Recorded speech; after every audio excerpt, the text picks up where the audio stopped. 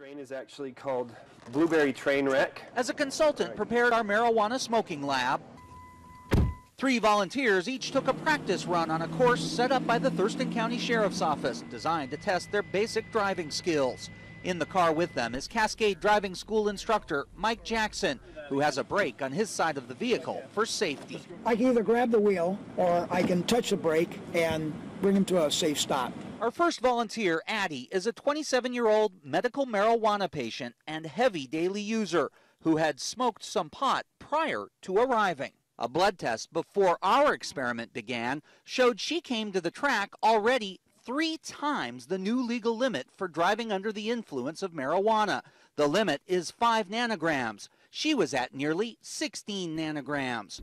While learning the course, Addie turned too sharp at a stop sign and clipped one of our cameras. But the instructor told us her driving was actually fine. Our second volunteer is 34-year-old Dylan, who uses pot on weekends. An initial test showed no marijuana in his system. Finally, we have 56-year-old Jeff, who uses only occasionally. He also started out with no detectable pot in his body. All right.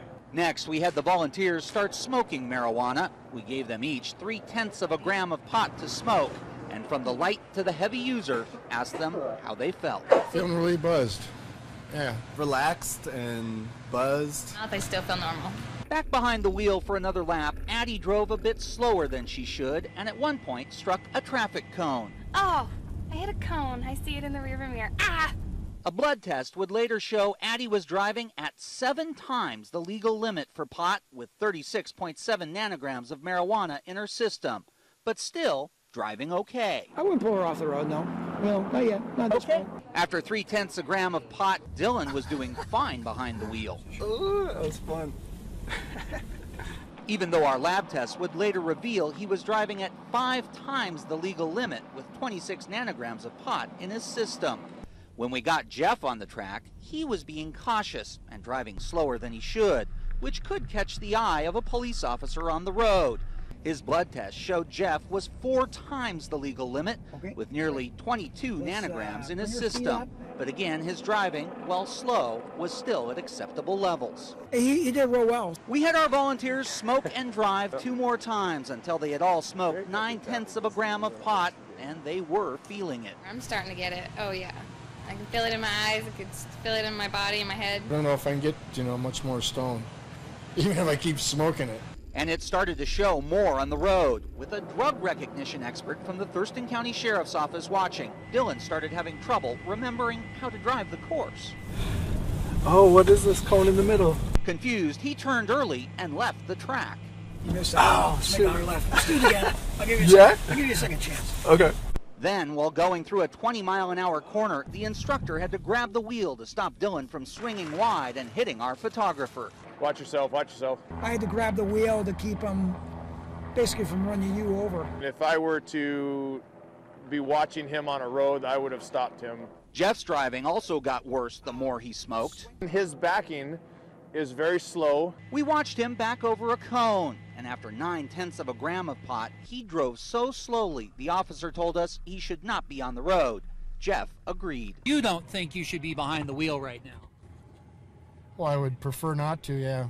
After 0.9 of a gram, Addie was becoming much more aggressive, excited about being high and behind the wheel. One time in your life you get to do this, you should do it. Yeah. You should do it! Yeah, it's awesome.